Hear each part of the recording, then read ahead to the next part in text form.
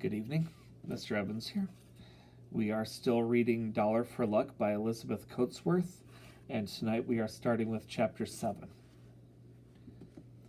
Sometimes the fog grew thinner and shone with the cold whiteness of an unseen sun. Hope would spring again in Ken's heart, and he would look eagerly about him and shout, but the only answer he ever had was the scream of a gull. Try as he would to pierce the white veils about him, he never saw the schooner nor any sign of land. Then the heavier fogs would trail towards him, dragging along the surface of the sea, and the faint brightness would tarnish again to dull gray. And Ken would have to take up the oars, shivering with cold and discouragement. Once and only once he thought he heard the far-off blare of the conch.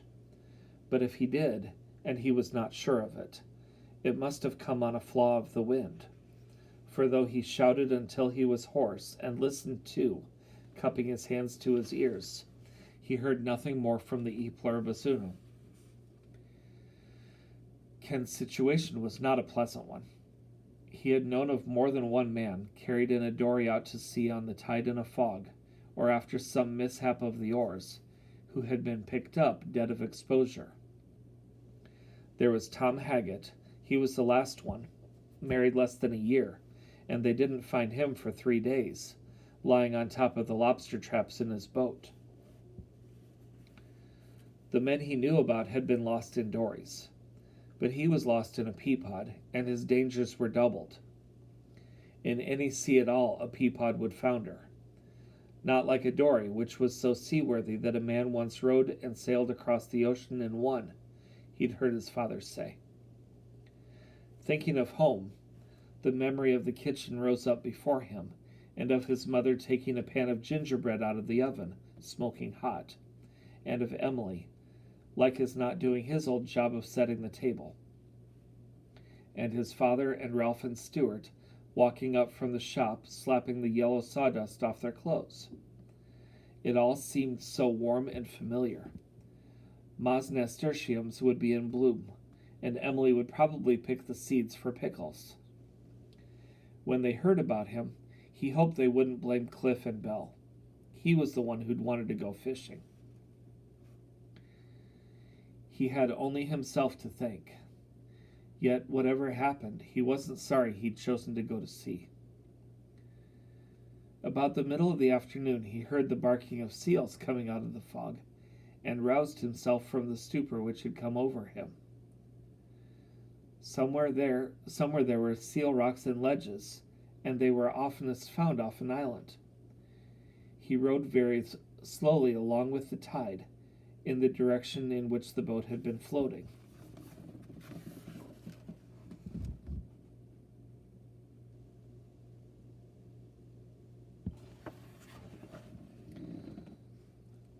This time his caution was rewarded.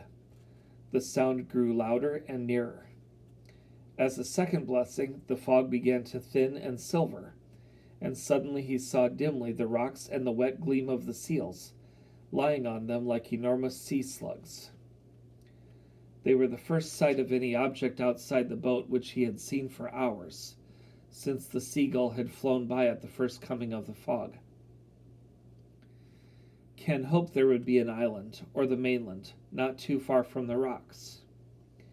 He must circle the ledges, keeping them in sight, praying that he would come upon land. To lose touch with the rocks and be swallowed up again into nothingness was too terrible to think of. He would begin by rowing in a fairly close circle around the seals, then, if he must, in wider and wider circles. He would not allow himself to think of what might happen if the circle became too wide. Ken began to row across the tide, beginning his circle.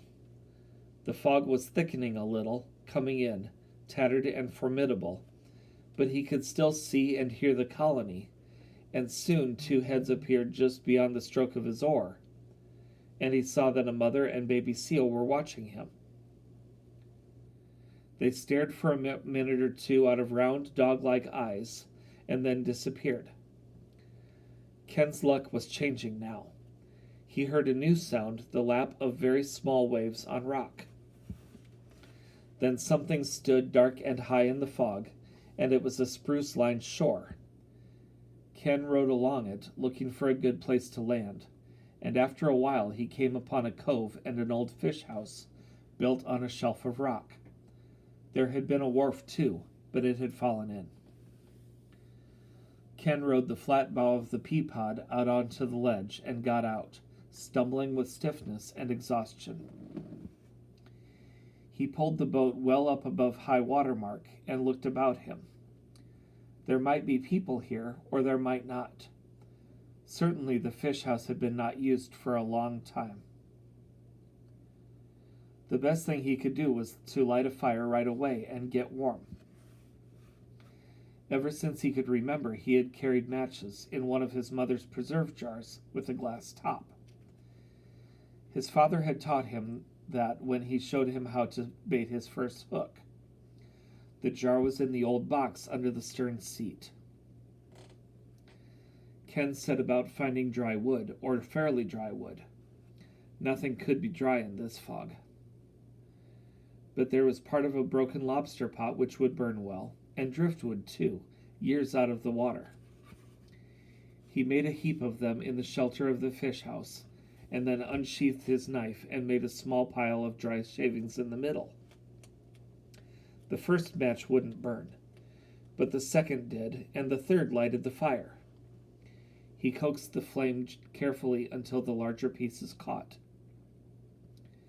Only then did Ken feel a measure of security. But he needed food as well as warmth. He returned to the boat, brought out the fish, and cleaned them. He did not want to wait for ashes, so he cut a green stick and cooked the largest fish over the flames. It was half burned and half cooked, but he ate it all the same and felt better. He put the other fish on the roof of the shed, out of reach, he hoped, of prowling animals, looked again at the Peapod, tying its painter to a nearby spruce for added security. He put out the fire. He took the matches with him in case he might get lost on the island, if it were indeed an island, and struck inland, following the remnant of an overgrown path. He was warm now and fed, and there was a fair chance of his finding people sooner or later. Even if he didn't, he could probably make out for a while. But he wished the path showed some signs of having been used recently. He could see only 10 or 15 feet in front of him, so he went slowly. First there was a stretch of spruce. He wouldn't lack for fuel. Then the path came into a pasture, somewhat overgrown but still in use, for he could see recent signs of sheep. That might mean people too, and then it might not. He tried to establish landmarks at the beginning of the path into the spruce, studying the shapes of the boulders and snapping low twigs, leaving their ends hanging to help him find the place again. Then he crossed the pasture, noticing with satisfaction that there were plenty of blueberries, but not stopping now to gather any. There were field mushrooms too. He knew them by their smooth, cream-colored domes lined with pinkish-brown gills. He came to a stone wall, higher than any he had ever seen and still in good condition. Beyond it was another stone wall, equally high, and a lane lay between. He turned and followed the land uphill. It had been used, but not by much, and not by anything with wheels for many years, though the old ruts still showed. Everything smelled of the sea, and the land seemed to slope down on either side of the lane. He could see old fields and new patches of spruce here and there. The place had an island feel to him, but it still might be the mainland. He couldn't see far enough to see water, but he felt it all about him, quiet under the fog. For once, land under his shoes felt good. Emily herself couldn't have welcomed the stones and grass and spruce and blueberries more warmly than Ken did just then. The lane, still accompanied by the two high walls, met a second lane, and, still climbing, Ken turned left. He was probably coming to the top of the island now, facing like the round, blunt head of a whale into the sea. Some people built their houses on the head of an island, some down on the low part where the flukes of the whale would be. This looked like a one-house island to Ken, but he might be mistaken.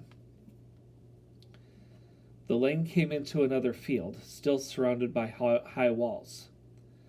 The sheep had been here, but not many of them. He walked on, following a path which looked more used. And then out of the fog appeared the house. The front had fallen in. He could see the red-painted room downstairs and the big fireplace and the upstairs chambers under the pointed roof. It was like some forlorn doll's house with one whole side left open. Certainly no one was living here. But when he came nearer, he saw that perhaps the place was still used, now and then, as a cave might be. Someone had built a bunk into one corner of the main room, and this was heaped with hay. There were ashes of this year's fires in the huge fireplace, and a few old pots and pans and a broiler stood on a shelf, with 2 or 3 plates and a cracked mug and a salt in a tin, and several old-looking cans of food. The rotting floor had been patched by boards laid across the worst places, and someone had swept the fallen plaster from the ceiling into a corner, where it lay beside the worn butt of the broom which had swept it there. Ruinous as it was, open along the entire front, except for an L with 4 walls, with no roof. The old house still had a curiously compact and even cozy look. The chimney was enormous and made of very old, soft, pinkish bricks.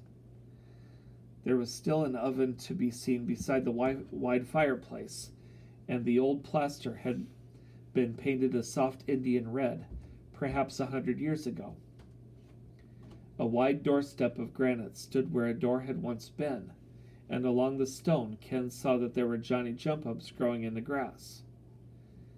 Where the clapboards had come loose, he could see himself the sheathing of birch bark which had kept the house warm in winter. Shell of a house though it was, it would do him until the fog lifted, as it did the owner of the sheep who must use it when he had occasion to come to the island. By now Ken was certain that he was on an island and that it was deserted. But though people and hot food and a bed would have been very welcome, he still felt so grateful for solid land and now this shelter that he was sure that he could take care of himself until help came. I'll just see about the well before I go back for the fish, Ken thought. He had only gone halfway around the house when he came to a path which led in a few yards to the well. Here again, a battered bucket, upended over a coil of rope, showed that the well was still in use. That's that, thought Ken in satisfaction. Now for the fish. But as he turned to retrace his steps, he heard a lamb bleating down the pasture. It was the kind of bleat a lost lamb will give, and Ken unconsciously waited for the answering blat of the ewe. But there was no answer. Again came the bleating, and again Ken was surprised by the silence. He shrugged. Lambs always find their mothers. That was no business of his. But suddenly an idea came to him. Although sheep had been pastured on the island, this was the first time he had heard any sound from one of them since his arrival, and that now struck him as odd. Well, how often did sheep bleat? He'd probably hear plenty of them when he went back to get the fish. Perhaps hearing him on the path had made them all keep still. It was time for him to get along. Then the lamb bleated for the 3rd time, and for the 3rd time there was no answer.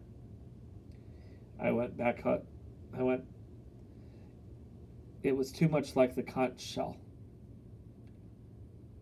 He'd have to see what was the trouble before he went anywhere, and a little exasperated with himself for wasting time on a wild goose chase, Ken started down the pasture into the fog. Several times he was deceived by gray boulders which looked like sheep, but the lamb heard him coming and began bleating pitifully. It was not far off. He found it standing beside what was left of the carcass of a slaughtered sheep, and beyond that were others, perhaps a dozen in all. Someone had come to the island and killed the sheep and butchered the meat and taken the best of it and the hides, leaving the rest lying about, a sickening sight. Ken felt his anger mounting. To go to an island and kill the sheep on it was one of the most despicable crimes a man could commit on the Maine coast, as bad as pulling another man's lobster pots. Why had they left the lamb? He stared at the little thing standing beside its mother's carcass, a late lamb by its looks. It let itself be picked up, turning its round woolly head to look up into Ken's face, and Ken talked to it encouragingly. "We'll make out, lamb," he said. At least there were 2 castaways now. That is the end of our chapter for this evening. We will pick up with chapter 8 again tomorrow night. Have a good evening.